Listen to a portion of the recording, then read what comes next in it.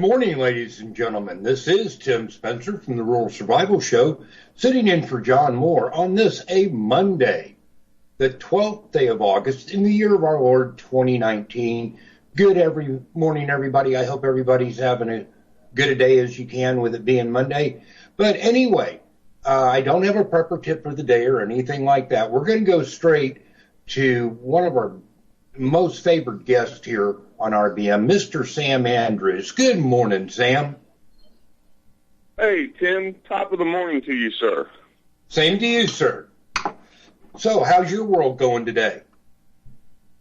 Well, it's hot here in Missouri. The humidity is around 95%, and we're enjoying one of the mildest summers we've ever had, but today is going to be a warm one. Yes, it is. Thank goodness, only for 1 or 2 days. So, yeah, I went outside yesterday, Sam. We're making a yard ornament out of an old fire hydrant, for the regular water hydrant to come up through the center. And I went out and did some welding and cutting on that yesterday. I was out there about 45 minutes, and I came in absolutely drenched. Didn't even stop at my desk, straight to the shower. And only 45 minutes, and that's not normal for me. But it was a beast even yesterday. Anyway, what do we want to talk about, Sam? There's so many different directions we can go. I would like to keep it firearms related, but we can talk about the geopolitical scene with the People's Armed Police in China moving into Hong Kong. We can talk about, this, what's his name, Epstein thing, where he was apparently suicided. That's my guess right now until it's proven different. Where do you want to go? And, of course, firearms. Anything you want to talk about, buddy? Well, let's do this. Let's get the firearms tip of the day out of the way. Good. Yes, sir. What I'd like to offer is the firearms tip of the day is for everyone that owns a semi-auto pistol to learn how to clear all three of the most common semi-auto pistol jams in the dark, but not using live ammo. Use your snap caps. Okay, so they make very inexpensively things that are shaped exactly like bullets that have springs where the primer is underneath, so you can go ahead and dry fire the gun. It's for dry fire practice. But get 5 or 6 snap caps and learn how to set up the 3 different jams, or have your wife or a friend set them up, but in the dark, so you don't know what jam you've got when you pick the pistol up.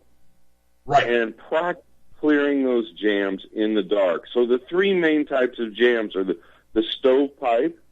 Yes. That's where brass doesn't completely eject. The second most common jam is called a double feed, which, by the way, is the hardest to clear. Agreed. And the third type of malfunction or jam is what we call a mislocated magazine, where your magazine isn't seated all the way in the bottom of the pistol, and so it causes a malfunction. Understood. And yes, I think that's an excellent idea for people to practice that. I've learned how to clear them just by them jamming. I mean, you're right, Sam. I haven't done what you said. I should. But you are absolutely right. I've learned to clear my semi-autos just by doing when they do stovepipe or they do double feed. Can I ask you one question? Now, I've had this happen to me where the gun fires, but the bullet itself gets stuck in the barrel. I've had that happen, even with a completely clean weapon, apparently because of bad ammo. What is the easiest and fastest way to clean that? Now, I used to use a welding rod, drop down there on top of it to knock it back out. But what do you recommend? What type of, I cleared in a situation like that just the other day with a rifle. Okay. The question is, when you start asking safety questions, you've got to be weapon specific. Are we talking about a semi-auto handgun, a revolver, or a rifle? That's right. It was a high .9 millimeter semi-auto. I forgot the model number. I got rid of it, though. I didn't like it. Okay, so the first thing you do in when you're clearing a barrel with any weapon that has a magazine is you remove the magazine first. Absolutely. Okay, that's step number one. Then generally on a semi-auto pistol, once we've got the magazine out and we've got the slide out of battery, then we're going to remove the slide. Right. Okay? And then we're going to remove the barrel from the slide. And then we'll take a cleaning rod or anything that's significantly smaller and hopefully softer than the barrel steel. And we'll come in from the front, from the muzzle end. Be careful not to nick the crown. And you want to use a lot of gentle taps. So in other words, 15 gentle taps is better than one whack with a big hammer. Agreed. And the reason is you don't want to gouge the inside of the barrel or cause any problems that don't already exist. You're trying to make a problem go away without creating another one. So you'll get something that has a flat end to it. Or if you have a cleaning rod, remove the jag from the cleaning rod. Remove the instrument that holds your patch or whatever you use to clean with from the cleaning rod, and then stick the butt end of the cleaning rod on the tip of the bullet and just very gently tap it about 10, 12, 15 times to knock it back the direction it came. And that's the safest way. Now, I had to do that with a rifle the other day. So we removed the magazine, and then the bolt comes completely out. And then we take a long cleaning rod in from the muzzle and gently tap it about 10 to 12 times to push the bullet back out towards the chamber. Well, I did it right almost. I just didn't use soft enough rod to not damage the barrel. I don't think I did. But right after that happened about 3 times, even with different ammo, I decided I didn't like that little pistol anymore, so I traded it for some work here on the farm. So I got rid of that one. Now I got a GSG 1911 22, which I wish was in 22 Magnum. It was a Christmas gift from one of my co-hosts, and that's actually my everyday carry. I had a guy that had an old revolver, and he had loaded his own ammo with powder that wasn't any good. Well, yeah. What was interesting about it was he had fired 3 shots into the revolver where the powder didn't light, but the primer did. So there was enough pressure to push the bullet far enough into the barrel, but not out of the barrel. And so he had 3 different bullets in there. And then when he found one that lit, it put the 4th bullet in the barrel and swelled it up. But the barrel didn't fracture. It was an old revolver, so the steel was soft enough that the barrel just ballooned, like someone had blown up a balloon. And so the barrel that was normally 3/4 of an inch in diameter was now 1.5 inches in diameter. Behind this line of obstructed bullets, it was really an interesting thing. He's lucky he still has his eyesight. I agree. Hey, we got Jim in New York on line 11 that I assume has a question for you, Sam. Good morning, Jim in New York. How are you doing today, sir? Thank God I'm okay. Mr. Andrews, I have a question. A few years ago, about 20 years ago, I had this catalog. You heard of it probably, Paladin, with all kinds of different things in it.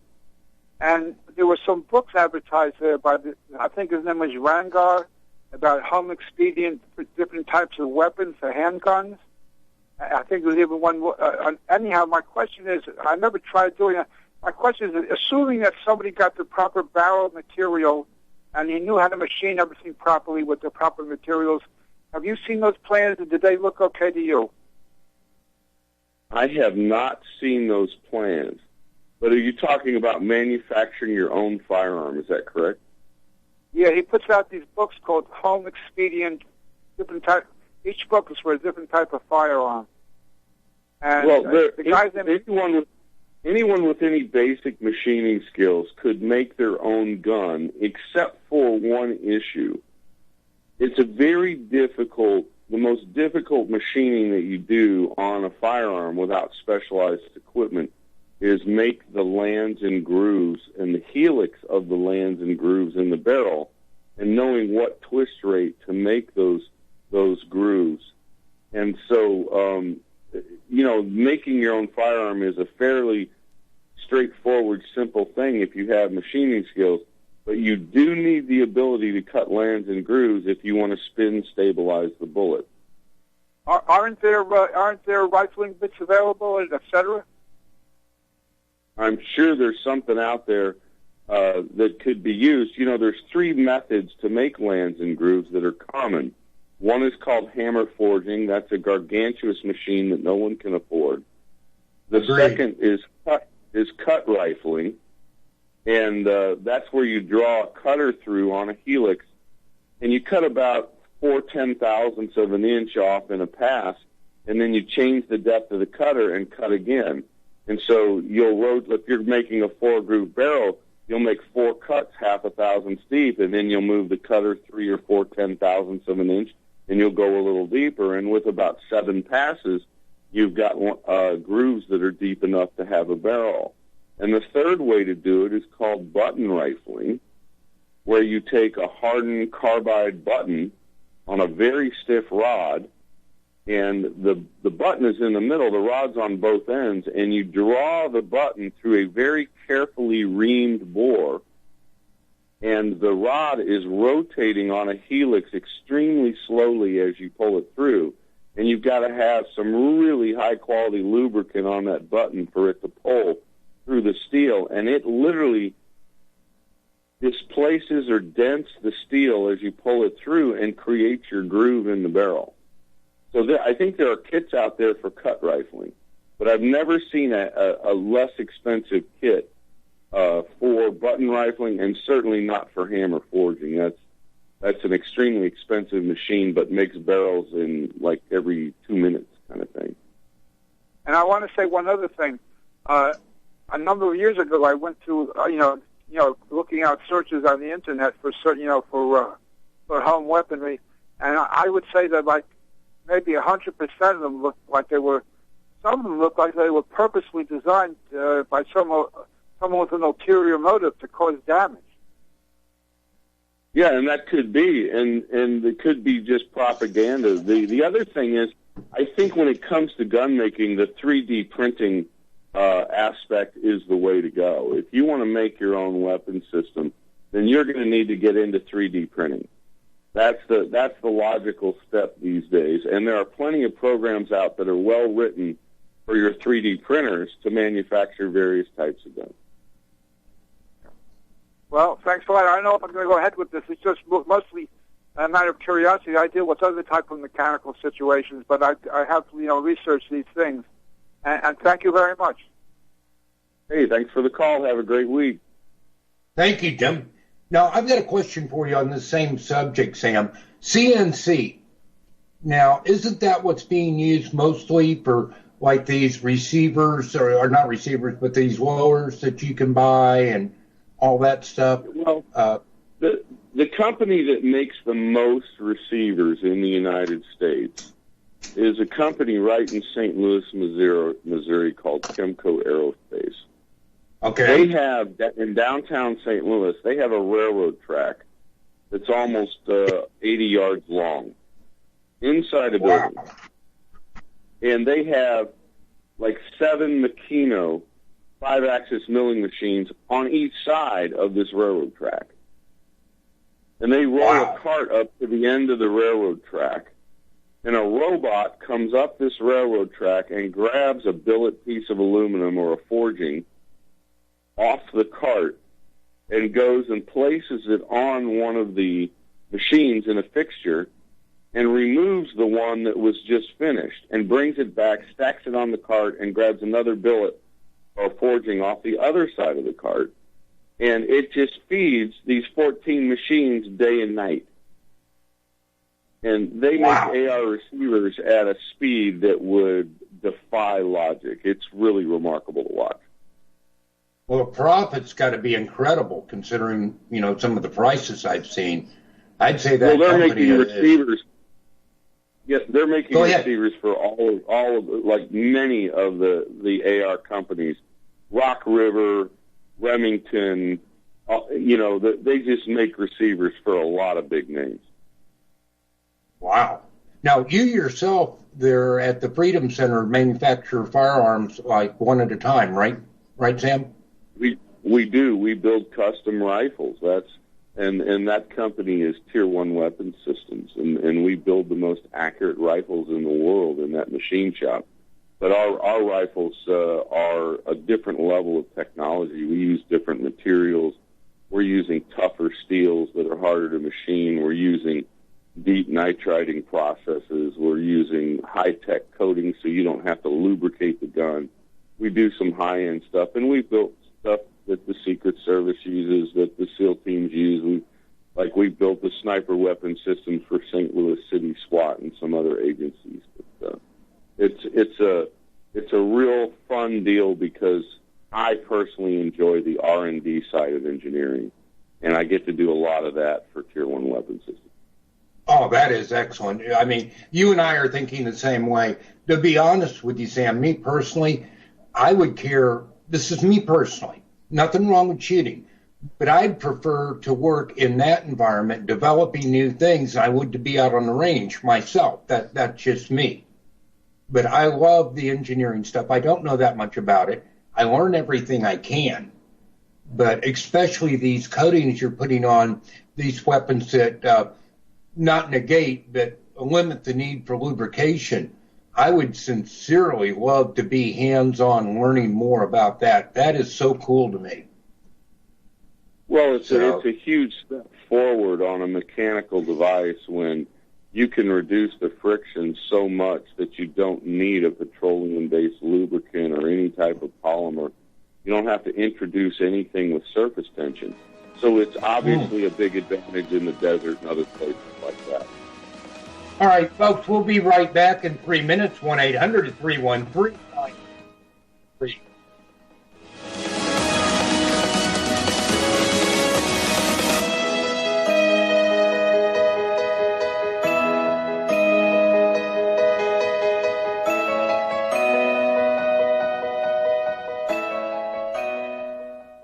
It's happening, ladies and gentlemen. We here at RBN are working with Front Sight Firearms Training Institute to bring our audience the best in combat, tactical, and defensive firearms training. Whether you're a private citizen who is new to firearms or you have a concealed weapon permit and want a level of training that surpasses what you've received from your local gun range, Front Sight provides priceless education and skills taught by seasoned law enforcement, military, and private citizen instructors to levels that far exceed law enforcement and military standard. With nearly 1 million responsible citizens trained from every town, city, and state from across the United States, Front Sight has bolstered the Patriot movement to a whole new level. Contact Dan Sutterfield by phone at 573-762-2356 or 573-465-2356 or shoot him an email at domedan, DOMEDAN, at hotmail.com. This is a limited time opportunity. Don't miss it.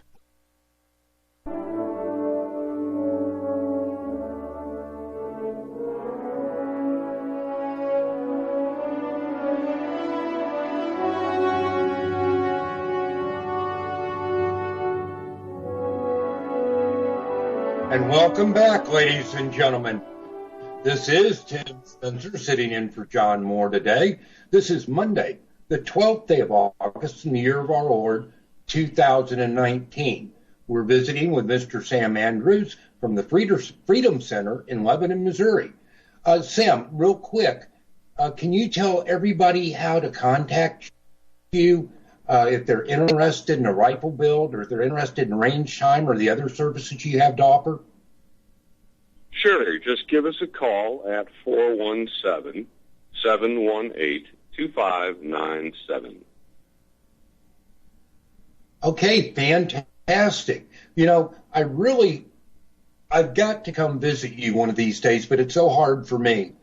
As you know, I'm wheelchair bound, and it's just so hard for me to make a trip like that. But I really want to come see your facility one of these days, and I'll call you in advance. Don't worry about that. But anyway, folks, call-in number is 1-800-313-9443 if you have a question for Mr. Andrews. Sam, where do we want to go next, buddy? Well, I think there's been a lot of talk about red flag laws by the Republicans in the past week, and I think people are angry. I think people are frustrated. I think people are wondering what to do. And there are some things that you can do. But first, let's understand this. The people that want control of America, that want our borders to go away, that want socialism to be the predominant mechanism of control in the form of government, these people are not going away. Okay? There's nothing you're going to be able to do by voting that's going to turn the tide. There's other things that you can do, though. One of the most important protections you can provide you and your family and your community is to get a constitutional sheriff elected. If you don't have a sheriff that's willing to stand for the Bill of Rights, that's willing to take a stand on the Second Amendment.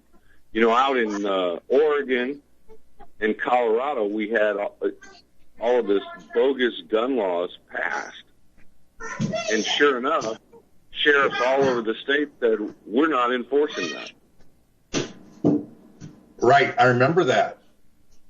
And that's the thing that you can do is, now in Jefferson County, just this past weekend, we had a sheriff in Missouri named David Marshak, who's a great cop, very intelligent, very educated. He came out on a radio show on 97.1 and said publicly that no matter who passes gun laws, federal or state, they will not be enforced in Jefferson County. He will not enforce these unconstitutional laws. That's the kind of sheriff you need to have. So when your election for sheriff rolls around, you better have a candidate running that is pro-Second Amendment, but even more importantly, pro the Bill of Rights, and willing to defend your rights. And if you don't have that guy in your sheriff's office right now, you better go find him and fund him and make sure he wins. I absolutely agree with you, Sam. Now, for years, I guess since the birth of the nation, the sheriff has absolutely authority over a county. I'm seeing this eroded in some places. But, you know, I don't think people realize that the sheriff has the authority to throw out the FBI or NSA or whoever he wants to. He can toss out of the county. I see some degradation of that in some places around the country. Do you agree with that statement, Sam? Well, find that your states, they're supposed to be an independent entity based on the 10th Amendment. So everything that the state did not delegate to the federal government explicitly in the Constitution, the states have the power. The states and the people have the power.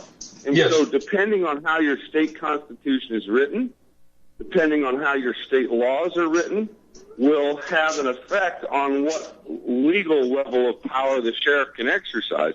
But make no mistake, the sheriff in the county likely has the power to deal with any federal agency because he has the manpower there on scene.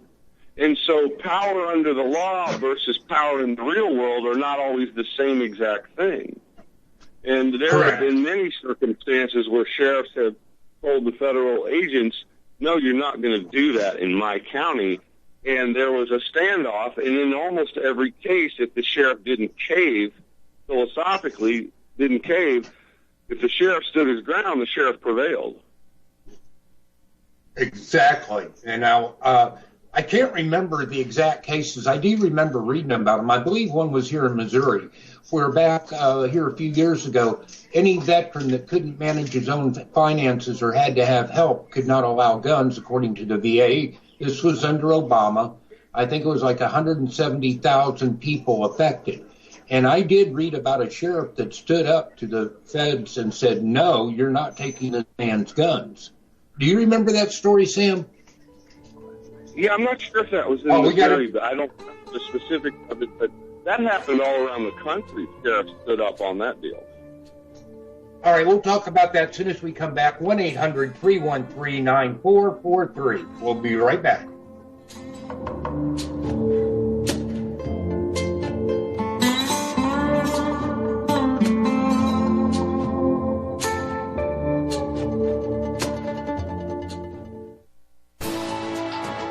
You are tuned in to the Republic Broadcasting Network. Visit our website by going to republicbroadcasting.org.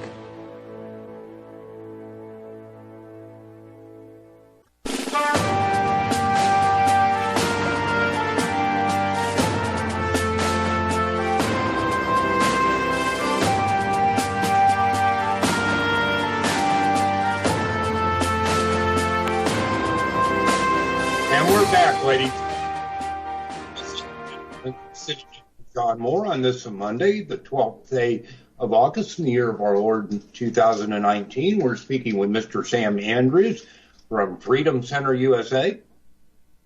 Sam, where do we want to go next, buddy? Or do you have a plan? Let's talk a little bit about what you can do as an American to defeat red flag guns. So we talked about getting a constitutional sheriff that won't enforce them. That covers the executive branch locally in your area.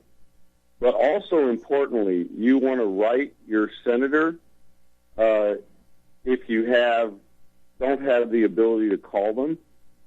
A phone call is much more influential on a state legislator than a letter or an email. If you send a letter or an email, it will have almost no effect. But if you take the time to pick up the phone and you call them and you're reasonable and logical on the phone and you're not excited, you're not angry, you just tell them, look, we're not going to tolerate any more gun control from you or any form of government. And if you support gun control, we're going to work collectively with national money of Second Amendment supporters to support an opponent of yours in the next election, and we're going to vote you out. You need to know this, that you are violating your oath of office as a senator, as a congressman, to uphold the Constitution, and we're tired of being punished when a criminal does something. So we're not going to tolerate any more gun control. Call your senator, call your congressman, and tell them this. These phone calls make a difference. Yes, they do. You know, Sam, I'm looking at the hypocrisy of the whole situation. We had a couple of mass shootings last weekend, one right during my show on Saturday. But yet nobody says what's going on in Chicago, where there's some of the strictest gun laws in the nation that I'm aware of. Where last week, I think, I don't remember Saturday or Sunday, but one day I think it was 23 people shot, 3 of them died. You don't hear anybody on CNN jumping up and down and saying take guns away from those people. The laws are already there and they're not working. What's your opinion on that? Well, I think you're pointing out the obvious. What happened in El Paso and what happened in Dayton, Ohio, goes down every weekend in Baltimore, Washington, D.C., Chicago, Illinois, Los Angeles. And so these hypocrites that want to cry to take away law-abiding citizens' guns, that ignore the problems in the inner cities and the gang violence and the gun violence that occurs there. I mean, these people are sick. They're hypocrites. They're devoid of any logical thinking, and they couldn't solve a problem to save their lives. That's why they've tried gun control in the cities for decades, and it hasn't worked. And so the question becomes, they're asking the question, how many more people have to die before you'll give us your guns? And I'm asking them the question, how many more people have to die before you pick up a gun and defend these people? Agreed 1,000%, Sam. Man, you are so right on that one. I don't want any agency of the government, any division of the government, telling me I can't defend myself. That is not a right granted by the government. That is a right granted by our Creator. All the Second Amendment does is verify the government can't interfere with that, at least my reading of it. There's a famous Supreme Court justice who I think put it better than anyone. And he said that the Bill of Rights exists to put certain things beyond the reach of politicians and beyond the reach of an emotional democracy. Agreed. And I'm so tired of people. I'm going off subject here just a second, Sam. I am so tired of people calling this country a democracy. Everywhere you turn, somebody is calling it a democracy, including our politicians. And that is one of the greatest laws ever told. You're correct. We're a constitutional republic. And they will not tell the truth. Democracy is mob rule. And that is not what we need in this country. Yeah, Ben Franklin used to say about democracy, it's two wolves and a sheep voting on what to eat for lunch. Exactly. Which is fine if you're the wolf, not so good if you're the sheep. Exactly.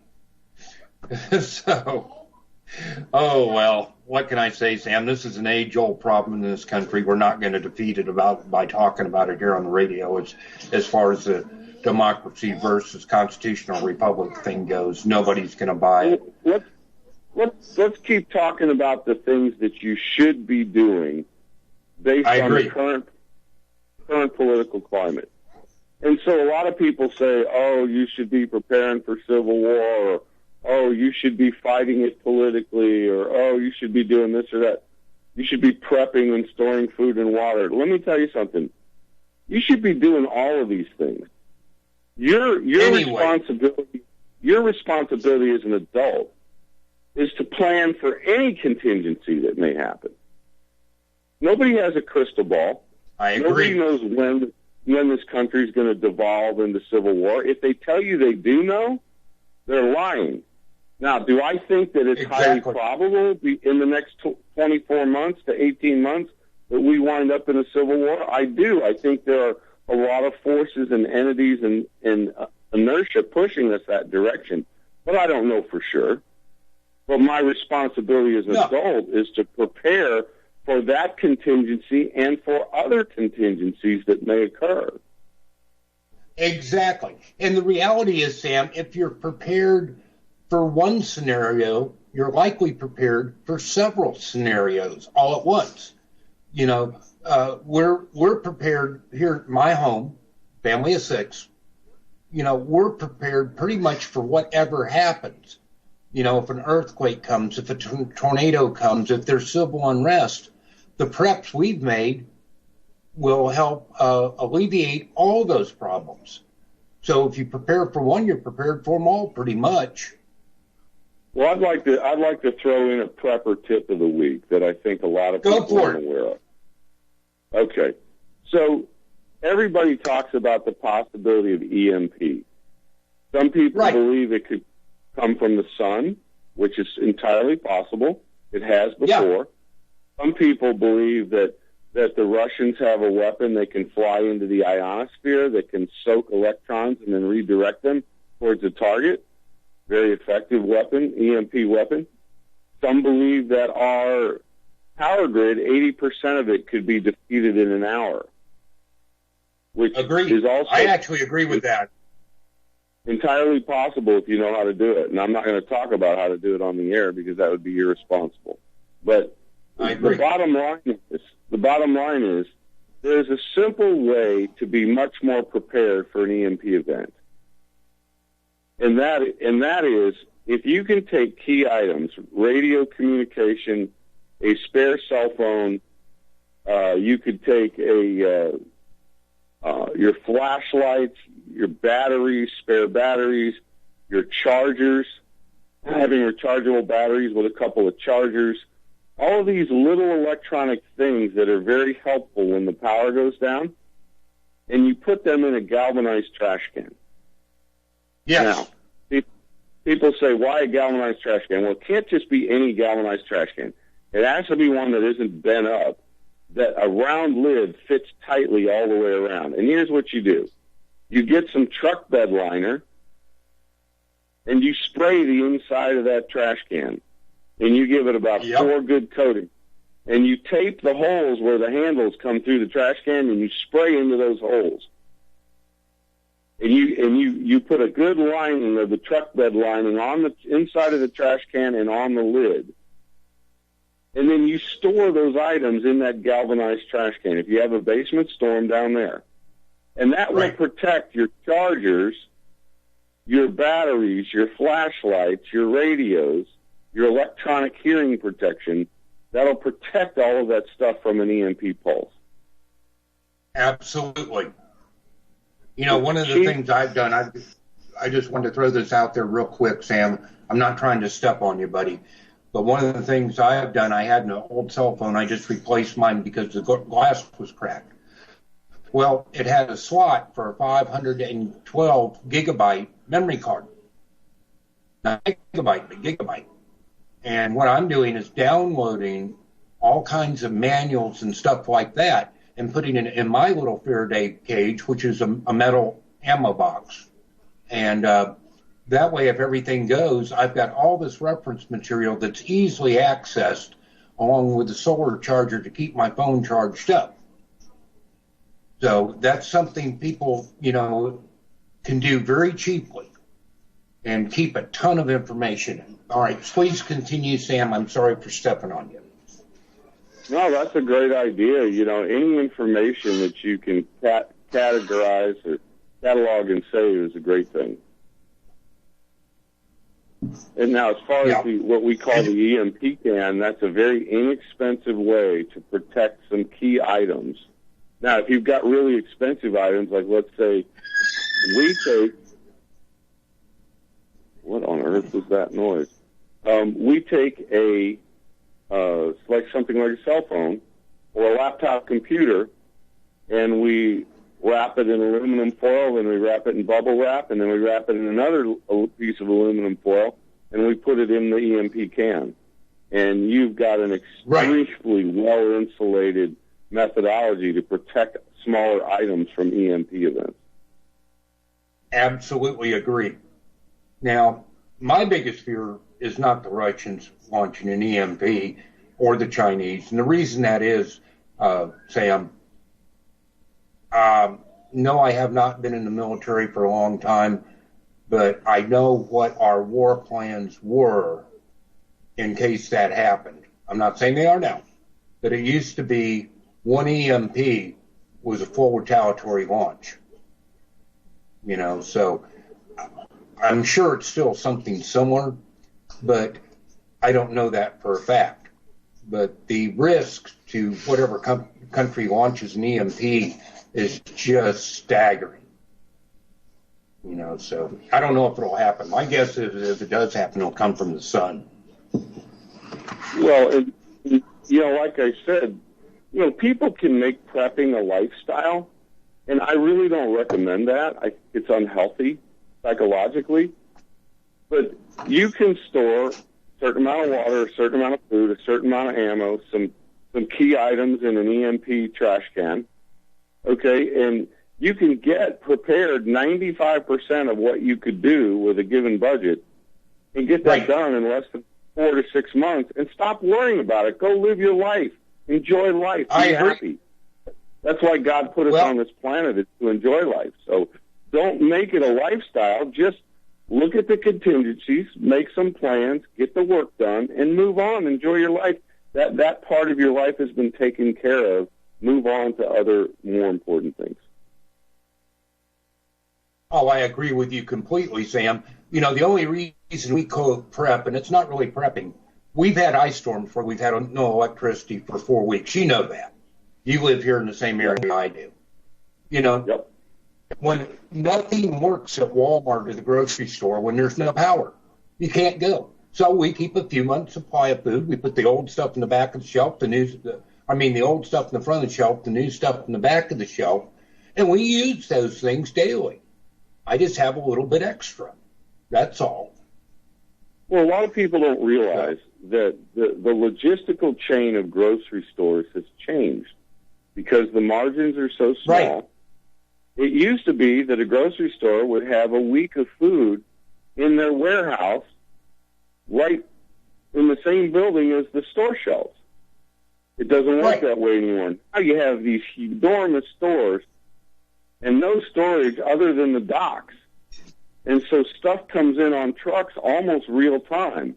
It goes straight off the truck onto the shelf. And so there's only a day to a day and a half's worth of inventory for most items in a grocery store or Walmart on the shelves. So if we have something that breaks the logistical chain, there's not going to be anything in those stores to buy in a matter of 10 hours. I agree. And with credit drying up, it could get worse. And credit is drying up, folks. When I'm not talking about credit card credit, I'm talking about, banks lending to corporations, which they do on a regular basis to get the supplies in. So credit dries up, we'll also be in trouble. Right now we got Jerry in Texas on line 11. Good morning, Jerry. Good morning, Tim, and Sam. Is that right? I can't ever remember your name.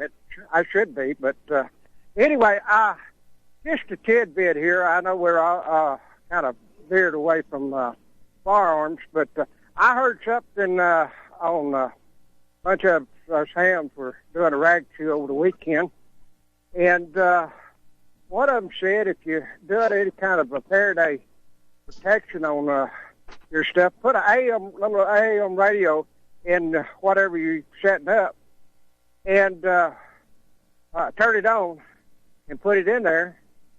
And if you can hear that radio, then signal's getting through. Same way with a cell phone. Put a cell phone in there, call it, and if it rings, you've got some leakage. Just point of reference. That's a fantastic way to test the effectiveness of your Faraday cage or your EMP cage. But anyway, I just thought I'd throw that little tidbit in on that. I appreciate your time calling in every Monday, Sam. And Tim, you have a good week. Yes, sir. Thanks for taking my call. Oh, I will. Enjoy the week. Thank you. Yeah. Thank you, Jerry. And don't forget Saturday. Anyway, Jerry's a regular caller on my show, too. Really enjoy what he has to say, and he has some fantastic ideas. So he's right on that one. In the subject of firearms, I think it's important that people realize what happened after Sandy Hook in 2012. Oh, wow, break already. All right, folks, we'll be back in 3 minutes. 1-800-313-9443.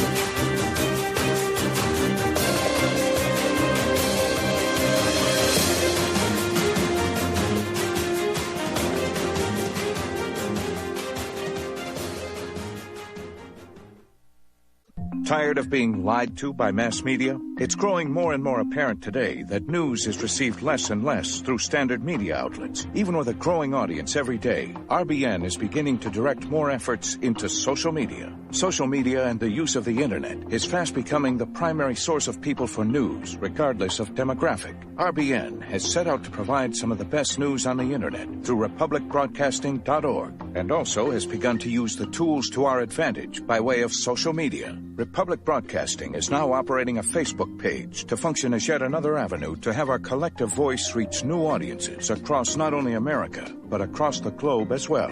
The Facebook page features not only news, but also an RBN player to listen to our broadcast. Get involved by visiting facebook.com/Republic Broadcasting and liking our page and share it with your friends and family, because you can handle the truth.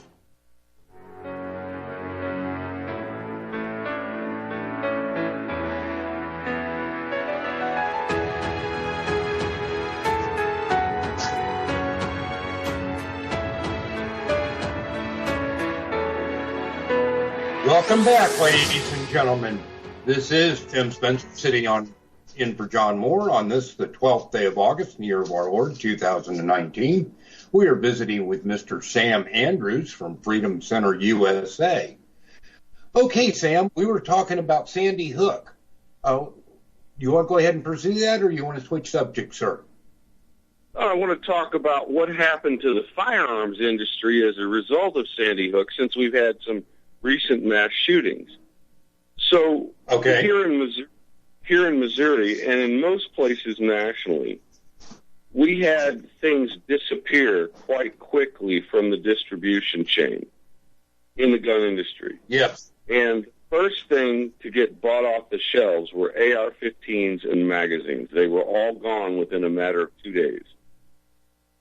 Once the Democrats started talking about gun control and banning ARs, they disappeared. Now, just in a few hours later, not another day or two, 9mm ammo, .223 ammo, .22 long rifle rimfire ammo was all completely bought up, and there was no more left in the distribution chain. And keep in mind, when these things happen and people panic, wealthy people buy enormous truckloads of this stuff, and there's literally none left in the distribution chain. And so as you see these gun control advocates get more and more aggressive, understand there'll be false flags and mass shootings to support their political agenda, and at some point the general public's going to panic. And all of the things that you can go into your gun store and buy today will be gone. And that's Sam, the thing that people have to realize. We've got a caller. We've got Pam. We have a caller. We've got Pam in Connecticut on line 11. Good morning, Pam. Hi. Can you hear me? Yes, ma'am. You're live on the air. Okay, great. I just I finally got in my pocket the concealed permit, and I just learned on YouTube about this reactive interference. I have a great deal of that. Went to the range and I tried out an M&P 22, an EZ 380, and a Glock 43X. And I've been there a number of times. I'm just finally getting the grip. The panic level is slowly subsiding, but I just have panic. And I've been looking at. I haven't tried one yet, but the SIG P365 is looking like a nice concealed carry, and I wondered if Sam could talk about the best ammo, what he thinks about that weapon, the holster type, what kind of legal carry, like appendix or I don't know. And also, in terms of training, what kind of gun can I? Weapon Sam, can I? I'm sorry, yeah, Pam. Sorry. Pam, hang on through the break, okay? Please hang on, sure. And we'll get to your question. Ladies and gentlemen, we'll be back in about 2.5 minutes. 1-800-313-9443. And we're back, ladies and gentlemen. This is the second hour of the John Moore Show on the 12th day of August in the year of our Lord, 2019. Our special guest today is Mr. Sam Andrews from Freedom Center USA in Lebanon, Missouri. And we have Pam from Connecticut on line 11. All right, Sam and Pam. I didn't mean that to rhyme. Please continue. Well, Pam, I want to congratulate you on making a decision to learn how to defend yourself. May God bless you for that wise move. Now, to the specifics of your question, when you choose a handgun for concealed carry, there's several criteria that are of more or less importance. Two of the things that are extremely important to me that I advise people on when they choose a weapon for concealed carry is, one, you have to have enough caliber or enough energy to stop a grown man. And so the larger caliber you can personally learn to handle over time, the better off you'll be in defending yourself. The second thing that's really critical for a woman when shooting a handgun is that the gun feel comfortable in their hand and that it fit their hand properly. So when you grip the pistol, as your fingers wrap around the front of the grip, they cannot touch the base of your thumb or your palm as they come around the grip. Your fingernails should not be touching your hand. There has to be space to put the edge of your left thumb, if you're right-handed, in that gap.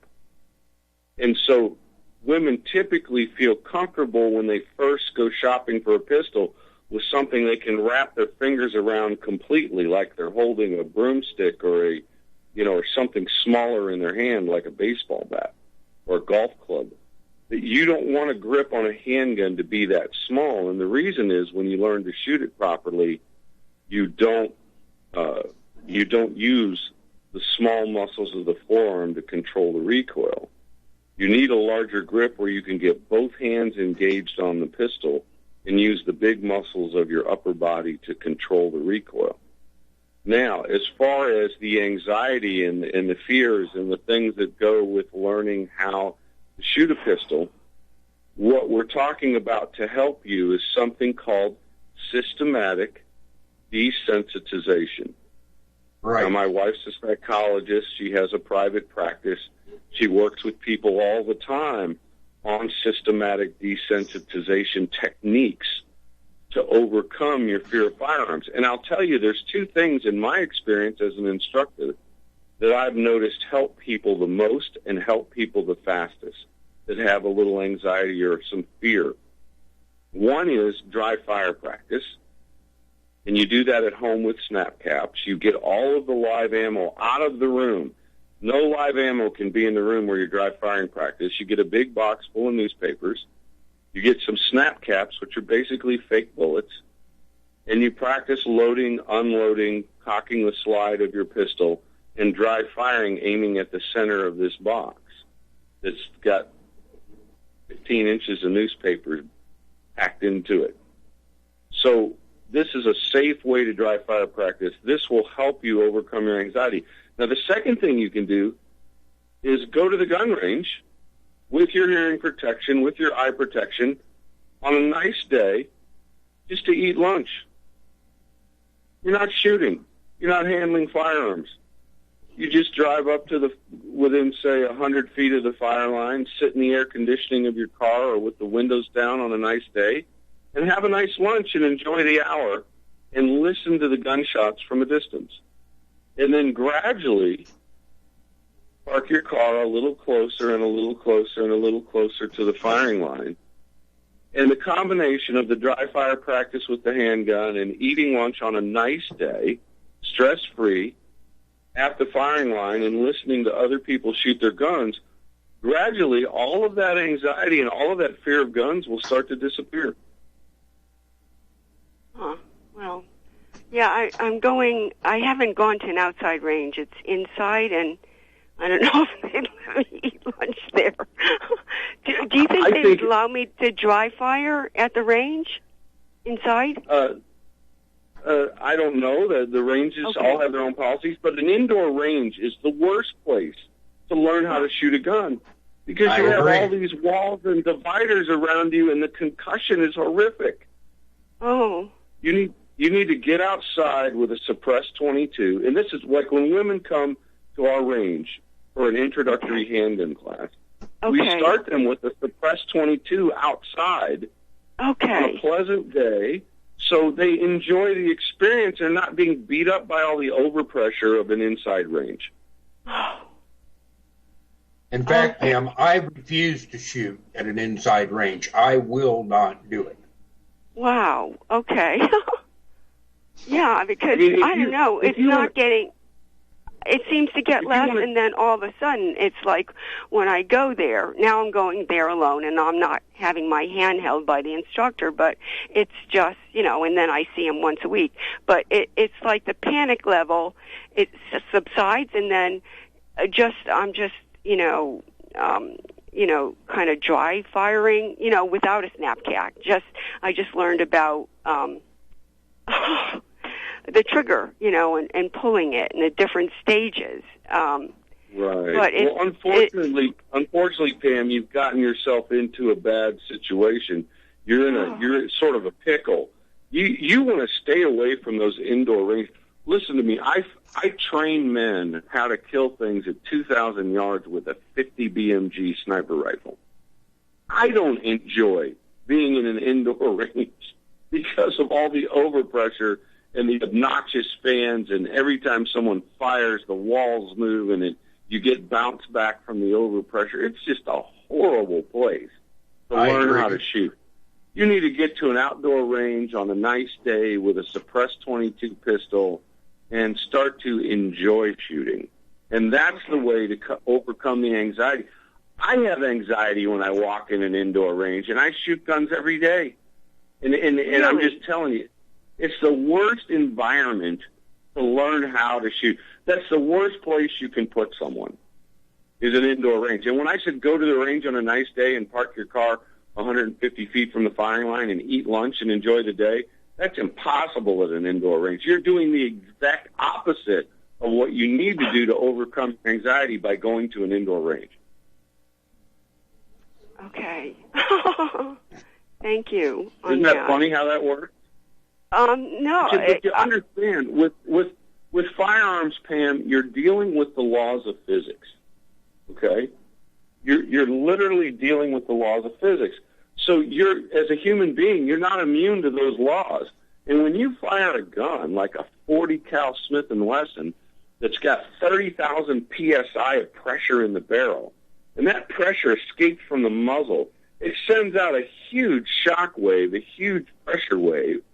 And that pressure wave affects your sinuses, your eyeballs. You're not kidding. Stuff. There's no way to overcome that reaction in an indoor range because you're just being beaten up. And don't subject yourself to that stuff. Go to an outdoor range on a nice day, watch people shoot their guns from a distance. Next week, go and be 25 feet closer. The next week, be 25 feet closer. Dry fire your pistol at home. Learn to handle guns without being beaten up, and your body will start to enjoy it. You've got to associate pleasure with shooting a gun, not pain. And if you keep beating yourself up, you're training yourself to hate being around guns, and your anxiety will increase. And you want the opposite to happen so you can effectively defend yourself. Okay. Yeah, I haven't gotten a handgun yet because I didn't want to buy one and, not feel competent. I want to. Right. When I buy one, I want to be able to take it apart and. Yeah, that's wise. Now, here's the thing: when you buy a handgun, the first thing I would put in your hand if you walked in our shop is a smaller 9mm, and I would want to know if you could pull the slide back and lock it back. Yeah, I can now. Okay, if you've got the finger strength to do that, then I would look at something called an FNS 9C. That's a compact 9mm made by FN Herstall. It's a super high-quality pistol. If you have a small budget and you can't afford a $500 pistol, then I would look at something, it's called an SCCY. So Sierra, Charlie, Yellowstone.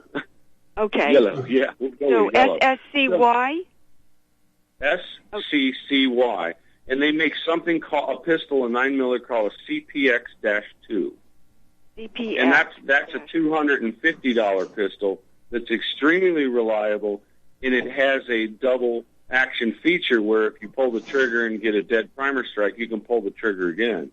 And oftentimes, if a round doesn't light the first time, it'll light the second time, and you can still defend yourself. Right. But that pistol is made for concealed carry. It's very inexpensive, and it's very durable, and it will fit your hand extremely well. The FNS pistol comes with different size back straps so you can adjust the grip to your hand. Okay. But those are if you can cycle the slide of a 9mm, depending on your budget, those are the two pistols that I would recommend. So it's Frank, Mary, Charles, 9 Charles? The first Frank, one? Nevada. Oh, Frank, Nevada. C, Charles? Frank, Nevada, Sierra. Oh, Sierra, 9, S. Yeah, 9 Okay. Charlie. Okay. And the other one was? The other one is the SCCY. Okay. All right. And that's the CPX. CPX2? Charlie? 2. Okay. Charlie Peter. Yes. Xylophone 2. Okay. Yeah, Charlie Papa Now, X-ray -2. Okay. Now, you don't like the SIG P365 or the Glock 33X? No, I don't like the SIGs. The Glock's a fine pistol. It's extremely durable, extremely reliable. But I would prefer the CPX-2 if you're looking for something lower priced, and I would prefer the FNC over the Glock. Okay. And they're in the similar price range. Okay. But keep it in. Plus, the FNXC's got a better trigger than the Glock. You'll be more accurate with it. Okay. And you have more options with the FNXC. It comes with 3 different magazines. You have a 17-round magazine with a full grip. You have a pinky fingertip magazine that holds 12 rounds that most people use for concealed carry. And then you have a 12-round magazine with no pinky finger extension that you use in an ankle holster or in a deep concealment environment, like if you have it on a bra. The thing is, right now I live in Connecticut, and I believe the magazines can only go up to 10 rounds. They do make a 10-round version. Okay. Right. FNX does make a 10-round version, so you should be okay there. Okay. All right. 10 plus 1 is a good amount of ammo, Pam. Excuse me? What? Repeat? I say 10 plus 1, in other words, 11 rounds, in my opinion, is a good amount of ammunition. Okay. You got 10 in the magazine, 1 in the chamber, that's 11 rounds. To me, that's a real good amount of ammunition. Of course, you can always carry an extra magazine, which is what I do. Don't you agree, Sam? Well, if you practice doing your magazine changes, you should be able to effect a magazine change with just a little bit of practice in less than 2 seconds. The pros can do it in less than a second. So if you need more than 10 rounds, if you feel the need, then carry some extra magazines. But I like the FNS 9C for a concealed carry weapon. I have a Glock that I carry for a concealed carry weapon. I have an FNSC, but normally I'm open carrying an FNX 45 tactical, and I have a suppressor for that if I need it. And so the best way to concealed carry, depending on how you're built, is small. Either strong side on your hip. Okay. If you have a large chest, they make bra clips that hold your pistol underneath your shirt for concealed carry. So you can carry a strong side on your hip with a large sweatshirt or a sweater overlapping the holster, and so it can't be seen, it's still concealed. Or you can wear a mesh vest that has a pad under that touches your ribs and an elastic band that secures the sidearm under your arm. A lot of female joggers use the mesh vest. So you've got many options. Some women that like to wear skirts wear a thigh holster, so the gun is under their skirt where you can't see it. So you have so many options as a woman for concealed carry. The one thing I wouldn't recommend is ever putting the gun in your purse. Right. Because it's very easy to separate a woman from her purse. Okay. All right. Okay. Ammo.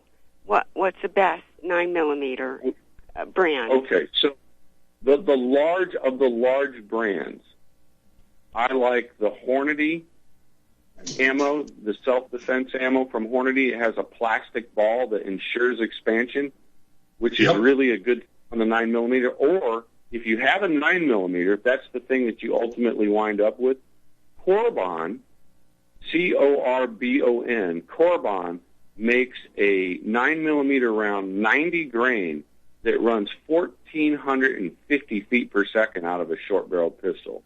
And that is a very, very lethal hollow point for defense with a 9mm. And so I would recommend either the Corban if you can afford it, or the Hornady Tactical. If you can't find either of those, go to the Federal Hydroshock round. The what? Sorry. Federal Hydroshock. Federal Hydroshock. Okay. Yeah, but okay. Look at the Hornady self-defense rounds first. They're the least expensive and they're very effective. If you can afford it, get the Corban rounds, the 90 grain plus P round. Okay. And if you can't find either of those, you'll probably find some Federal Hydroshocks on the gun store shelf. Okay, and to go back, so the two pistols that you were recommending for concealed carry, they take 9mm or what? Or what do they take? 9mm. They're both 9mm. They do. Okay. Okay. All right. Thank you so much, and thank you so much for the encouragement. And also, I will check going to an outside range. I really appreciate your help. Thank you. Have a great week, Sam. Okay, you too. Have a good week. Bye. Ladies and gentlemen, we'll be back in 3 minutes. 1-800-313-9443.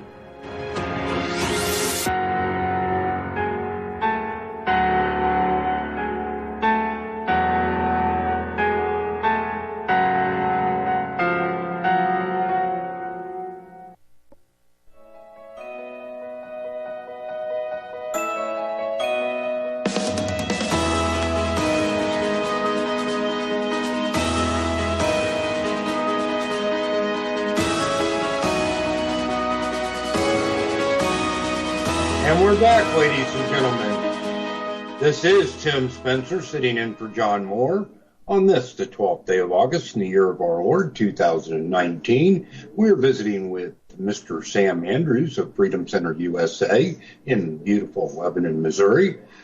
Sam, we have a caller. We've got John in Texas on line 11. Good morning, Hello. John. You're on the air, sir. Hello, can you hear me? Yes, sir, you're on the air.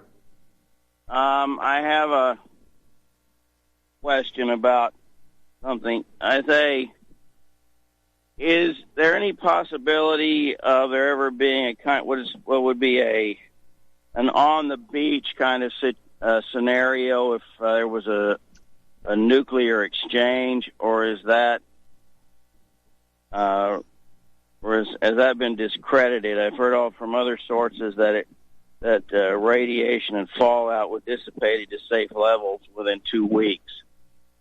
What's the truth? All right, I'm going to address this one, Sam, because nuclear weapons are one of my specialties. All right, with the old nuclear weapons, okay, fallout, that on the beach scenario is really not possible now. I don't believe. Now, we don't know for sure if the Russians are using tritium or what to fuel their weapons. We don't know for sure, okay? But if they're using clean weapons like the U.S. uses, yes, stuff could drop to safe levels in 2 weeks to a month. That is the reason everybody needs to have some way of measuring radiation, okay? Now, I'm going to let Sam further address that. Those are just the facts I know. Go ahead, Sam. Okay, so there's so many different types of nuclear weapons that have been developed. Some use uranium, some use plutonium, some have mixtures of elements that have very long half-lives. It would be impossible for me or Tim to give you an accurate answer to that question, because without knowing the type of weapon that was used and what type of radiation it produced and what type of particles were included in the weapon design, you know, some things have a half-life of 10 years or 15 years or 100 years. But in years, radiation levels may not drop extremely long time. And so when you get into weapons development, you understand the devil's in the details, and you have to be specific. Right. Okay. Now, I was just going to mention real quick, John, there's also a difference between air burst and ground burst. Ground burst is much more dangerous. Okay. Go ahead with your question, sir. I realize the difference, most of what you're going to get over cities and soft targets is going to be airbursts because that's the concussion effect is more efficient against them. Ground bursts is going to be like hardened targets like missile silos and bunker complexes. And that's going to produce suck up the particles. So the question is, where did Evan Shute come up with, On the Beach was a novel that was printed, it was authored by a British-Australian engineer. I forgot what kind of engineer, by the name of Evan Shute. It was published in 1957. All right, you just answered your own question. Okay, you really did. In 1957, all weapons, including ours, were very, very dirty. Yeah, in 19... Oh, and quietly, yes, but even then, even as late as I remember the movie. What's that movie? I can't remember his name. He had Eyes Wide Shut. He wrote the How I Learned to Stop Worrying and Love the Bomb. Dr. Strangelove. Right, that was satire. And that one, that was a satire. It was made in 1963. So it came out in 64. It was. Why can't I bring up his name? I ought to know his name. He made 2001 also. But anyway,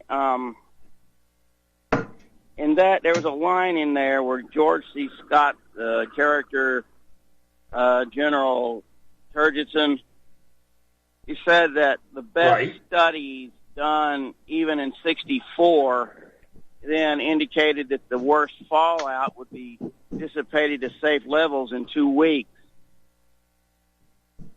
Well, it depends on what we call safe, doesn't it? And Stanley Kubrick, thank you, Julie, was the author you're talking about. Yeah, Stanley Kubrick, probably the greatest movie maker that ever lived. Well, that's up for debate, but he was good. There's no question about that. I said probably.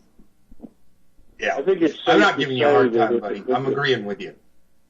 If a city's hit by a nuclear weapon these days, it will probably recover to safe levels faster than if it's been destroyed by Democrats. So, yeah. All right. Thank you for your call, John. Ladies and gentlemen, we'll be back in 3 minutes. 1-800-313-9443.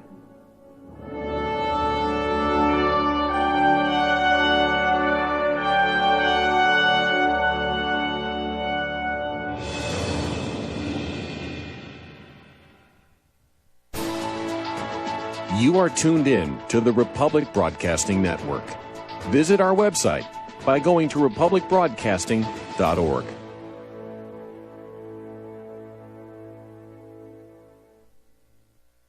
Tired of being lied to by mass media? It's growing more and more apparent today that news is received less and less through standard media outlets. Even with a growing audience every day, RBN is beginning to direct more efforts into social media. Social media and the use of the internet is fast becoming the primary source of people for news, regardless of demographic. RBN has set out to provide some of the best news on the internet through republicbroadcasting.org, and also has begun to use the tools to our advantage by way of social media. Republic Broadcasting is now operating a Facebook page to function as yet another avenue to have our collective voice reach new audiences across not only America, but across the globe as well.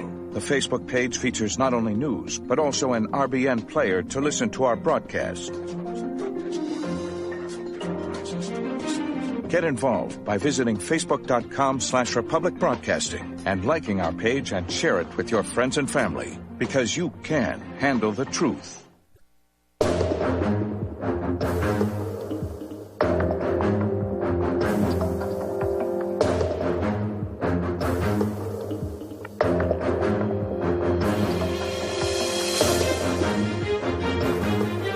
And we're back, ladies and gentlemen. This is Tim Spencer sitting in for John Moore on this, the 12th day of August, the year of our Lord, 2019. We're visiting with Mr. Sam Andrews of Freedom Center USA, located in Lebanon, Missouri. Very beautiful area, folks. Okay, Sam, I am sure glad you were able to help Pam there in Connecticut. I think you pointed her in the right direction, most certainly. Where would you like to go next, sir? Well, I want to talk on a regular basis about the nature of conflict and the nature of modern conflict, specifically involving guns. People need to understand that are gearing up for defensive use that the vast majority of conflicts now occur in the dark at night. And so the weapons that you are relying on to use to defend you, your family, your community, have to be functional in the dark. The skills that you use to operate those weapons, you have to be able to perform those skills in the dark. Things like thermal sights, tritium sights, practicing loading and unloading your magazine with snap caps, not live ammo, in the dark is extremely important. Having sights that work in the dark is extremely important. Being able to identify threats in the dark is extremely important. Having a tactical light on your handgun and on your tactical rifle is extremely important. And so, please understand this. The coming conflict in this country is not going to happen in the daytime. It's going to go down at night. It's not going to be on social media. You're not going to hear about it in the news. The only thing you're going to know is what you hear by word of mouth. And everything's going to happen in the dark. The people that want to take control, destroy this country, erase our borders, they don't want any of this being televised or talked about on social media. It's going to happen in the dark, just like it did in Afghanistan and Baghdad and other places in Iraq. These people operate in the dark at night, and you got to have the ability to defend yourself in the dark at night. I absolutely agree. I absolutely agree with you. And the problem is 90% of the people out there have set up to defend themselves like they were hunting deer in the daytime. You're right. But that's not the same equipment. Those aren't the same tools, and it's not the same skill set. You know, in my younger days, Sam, I can't do anything now, but in my younger days in the military, I loved the night. Set me out in the middle of nowhere in the dark, and I was in my environment. So I understand exactly what you're saying. Well, you know, our armed forces, you know, they live by the creed, we own the night. Right. And we do. Of the night vision and the thermal technology that we have available and have made available to our fighting troops. But understand, when the government tries to take your guns, the same people that say we own the night, they already have the night vision, the thermal, and the skill sets to operate at night. The question is, do you have those skill sets? Do you have that equipment? Have you trained on how to use that equipment? Have you practiced your skills at night in the dark? You know, we have these kids out at the range with their long-range rifles, and they've got their phone app, and they've got their ballistic computer, and they've got their little radar set up. You know, it takes them 20 minutes to break one shot at 800 yards. And I just shake my head. I'm like, are you going to turn that phone on in the dark when you identify a threat 800 yards away? Are you going to light yourself up like that? How are you going to produce a shot if you've trained around a system? You've trained around a system that requires you to light yourself up. Are you kidding me? You know, and they just get this glazed over look in their eyes. They've never been that or done that. They haven't been there and done that, is all I can say, Sam. Well, that's more obvious. But, you know, it's really a shame that these younger guys are all caught up in the technology of everything and they're not caught up in the idea of how to fight in the dark, because when push comes to shove, to defend freedom, we're going to need people that know how to fight in the dark. Right. You're absolutely right. There's no question about it. You know, I'm in a position now where the only thing I could do is sit on my porch pretty much, but I can sure teach other people. So. Yep. And everybody's got a different skill set, and they've got to bring that to the party. But, you know, in the same vein, everybody needs certain skills. And you've got to be able to load your ammo. You've got to be able to clear jams. You've got to be able to identify threats, acquire targets, and break shots in the dark. And if you haven't practiced that, and you don't know how to do that, you better get on it, because you're running out of time. I agree with you 1,000%. Funny story real quick, Sam. One of my mates and I were out in the woods one night, and I won't say why or where exactly, but it was CONUS. And we're laying down there in our little bivouac or sleeping bag, and all of a sudden this guy that's with me lets out a scream. Armadillo climbed in a sleeping bag with him. Funniest thing you ever saw. Oh, my. You know, that was funny. The sleeping bags I use are a little tighter than what would allow an armadillo just to creep in with him. That's pretty funny. It was funny because it was deadly silent, pitch dark, overcast, not a star to be seen. The moon was down, and that, well, I won't say he didn't know if he was shot or you know what. But that was the funniest thing I've ever seen. A modern warrior doesn't use a tent. They use a hammock. Mm-hmm. And they're off the ground for a number of reasons. But that's a whole nother discussion. Oh, it is. And I love the hammocks. I can sleep in a hammock nonstop, no problems.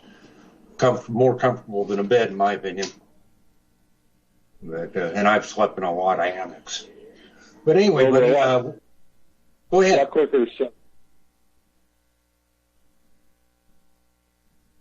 All right, Sam, I think it's my end. I missed what you said, buddy. I'm sorry. I'm saying a lot quicker set up, and they keep you off the ground and keep the insects and the armadillos out of your sleeping bag. Yeah, exactly. That was so funny. We were traveling light, real light, but it was funny. Anyway, we've got Kyle in Montana on line 9. Good morning, Kyle. Good morning. Hey, I've got a question for your guest, because it's Firearms Monday and stuff. I'm sorry I tuned in late, but I've been thinking a lot about your primary and secondary wound channels. Talking about, I called in about the 9mm and the higher velocity, that thing. Well, yes. How does that translate into one-shot stops? Because I was thinking that, go ahead. That's a very important question. And so we have to know the system that we're trying to stop. Okay, so in the case of a human or bear or any large mammal, the system has a central computer we call the brain, and then it has a network of communications where commands come from the computer and get distributed to the muscles, the limbs, and that's called the central nervous system, the spinal cord and the nerves that run out. And so the reason why the secondary wound cavity, the shock wave that bruises tissue, is more critical to stopping someone in the moment is because it affects the central nervous system in a larger way. The permanent wound channel is very narrow in diameter in most bullet strikes. And so it's very hard to impact the central nervous system unless you make a direct hit on the spinal cord, the medulla oblongata, or you put a supersonic round in the cranial vault and destroy the computer with a hydraulic shock wave.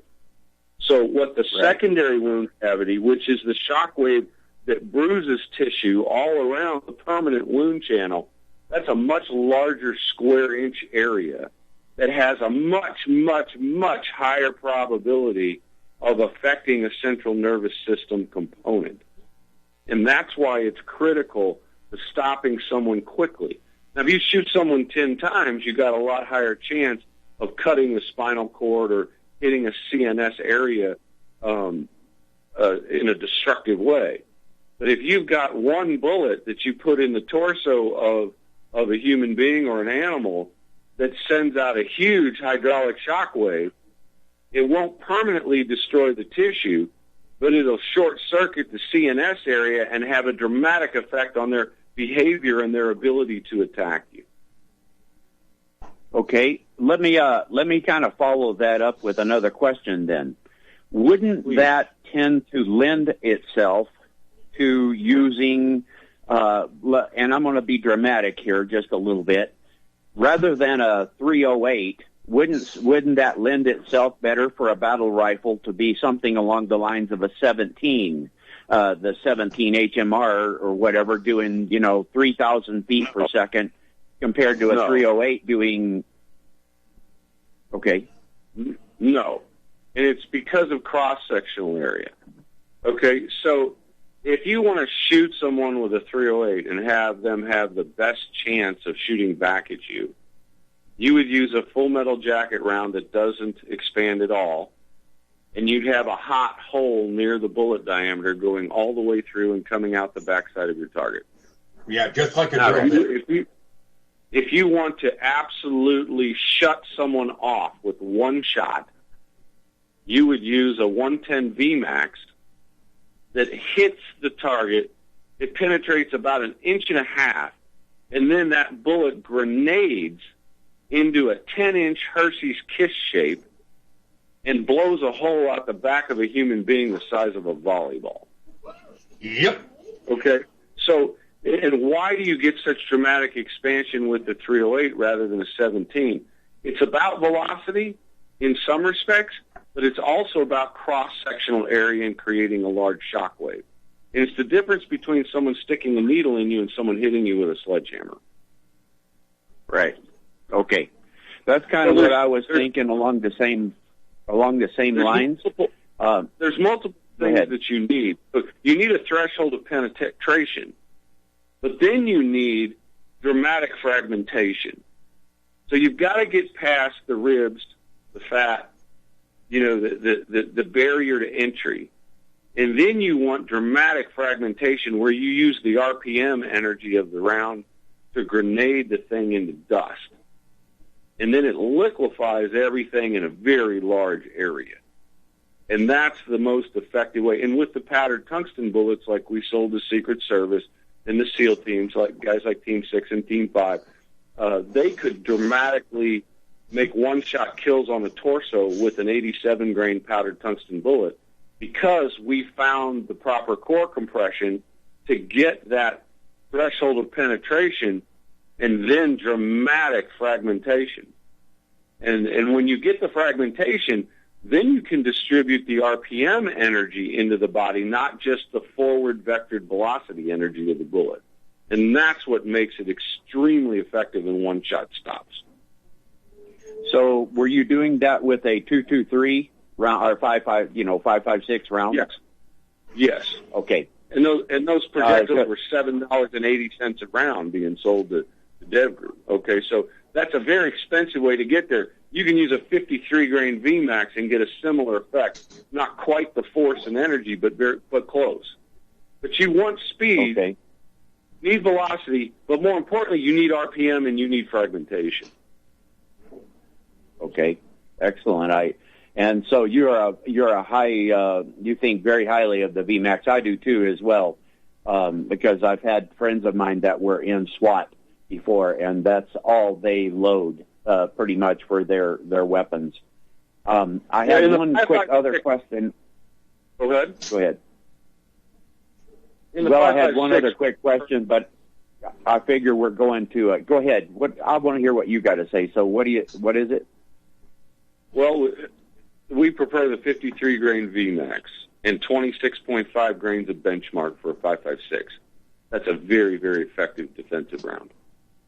Oh, but now go ahead with your other question. Well, I know we got a break coming up here pretty quick. Hopefully I can get this in before that. So if that's if you go that route, because I've had friends that were in Vietnam and stuff like that, and then some that were also in Desert Storm and things, and said when they could get the 5.56 round up over away from that 55 grain bullet up to like a 60, I can't remember exactly what that was, 68 or 70 grain bullet, said their effective, their accuracy further down the road, was better, but also their one-shot stops and one-shot kills dramatically increased. You know anything more about that? You have to remember the ammo that we give our soldiers is pathetic. Okay? I agree. So we don't want to use what they do as a standard for anything. We want to use the laws of physics and the terminal performance of the round as the standard. And so the 53 grain VMAX is extremely effective out to 400 or 500 meters, and the powdered tungsten stuff is effective to 1,000 meters. So, I mean, it depends on how far you want to shoot, but I would encourage you to load your 5.56s for 500 rounds and in. It's not a long-range killing weapon. Even the SEALs with the 87 grain powdered tungsten bullets past 800 meters would call for cast. They wouldn't fire with their 223s. Right. Okay. And so, what did you say? You would encourage me? I missed that first part. You said you would encourage me to do with the 53 grain VMAX to not go over what? Yeah, to develop a round for 500 yards and in. Oh, okay. Excellent. The 223 doesn't have the energy. You don't want to be shooting human-sized targets past 500-600 yards with a 5.56 or a 223. It's just not realistic. Shoot human-sized targets anyway. Human targets anyway. But I like playing around with that stuff. Just for here's a threshold. Here's a good rule of thumb for you. Look at your impact velocity and the energy level at impact.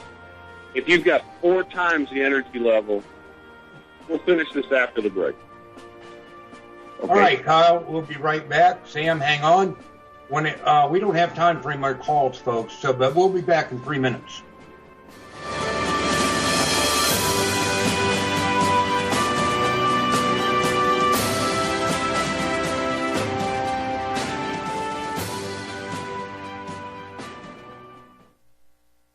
It's happening, ladies and gentlemen. We here at RBN are working with Front Sight Firearms Training Institute to bring our audience the best in combat, tactical, and defensive firearms training. Whether you're a private citizen who is new to firearms or you have a concealed weapon permit and want a level of training that surpasses what you've received from your local gun range, Front Sight provides priceless education and skills taught by seasoned law enforcement, military, and private citizen instructors to levels that far exceed law enforcement and military standard. With nearly 1 million responsible citizens trained from every town, city, and state from across the United States, Front Sight has bolstered the Patriot movement to a whole new level. Contact Dan Sutterfield by phone at 573-762-2356 or 573-465-2356 or shoot him an email at domedan, DOMEDAN, at hotmail.com. This is a limited time opportunity. Don't miss it.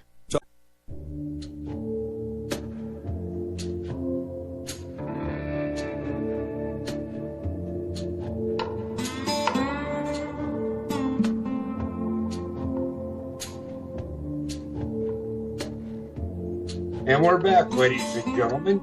This is our final segment of the John Moore Show for the 12th of August, 2019. Right now, we are talking to Kyle in Montana, and our special guest today is Mr. Sam Andrews. All right, gentlemen, proceed. Sam, if you don't mind, okay, go ahead. Repeat your final question so we can answer. Oh, well, I was going to, being as we've got such short time, I was going to try to carry that over into a handgun round, that thought process. Yes. So if we took would one of the most effective rounds then be 9mm, say with a 100 grain bullet, approximately going as fast as possible? Well, Corbin makes a 90 grain hollow point that runs almost 1,500 feet per second out of a 9mm. If you're talking about thin-skinned targets, okay, that is the best round. Is it the best round for a grizzly bear? No. Is it the best round for a human? Yes. A deer-sized animal? Yes. Something with thin skin. You always have to pass the threshold of entry. You have to be tough enough to get past the outer layers so that the bullet can do damage on the inside. And so you need to size your jacket and your bullet accordingly. And now, the rule of thumb, you said you're not talking about human targets. The rule of thumb to reliably kill a mammal on planet Earth, you want to have 4 times the energy in foot-pounds, minimum. I prefer 5, but you can get the job done with 4 if you place the shot well. So if you have a 200-pound animal, you want at least 800 foot-pounds of energy at impact. And you'll find that that's the limitation of your calibers. And that's if you have a bullet properly designed for that impact velocity. So as you look at how can I kill effectively an animal, well, the question is at what range, how much does the animal weigh, and then what level of energy do I need? So you can see for a 600-pound elk, it takes quite a bit more energy to reliably kill an elk than it does a deer. Right. And so 4 to 5 times the energy in foot-pounds of the animal's weight is a great rule of thumb, providing you've done everything else right, you've got the right jacket, you placed the shot in a good place, that type of thing. Excellent. So if you were using this scenario for like home defense, for and you were talking about an intruder or something that broke in, do you prefer the 9mm over anything else? No. With my rule, let's say you have a 200-pound intruder. What handgun has 4 times as 800 foot-pounds of energy? The 9mm doesn't, the 40 doesn't, and the 45 doesn't. Handguns are terrible for personal defense because they don't have an energy level that will reliably stop a motivated male. We carry handguns because we can't carry rifles everywhere when we're out and about.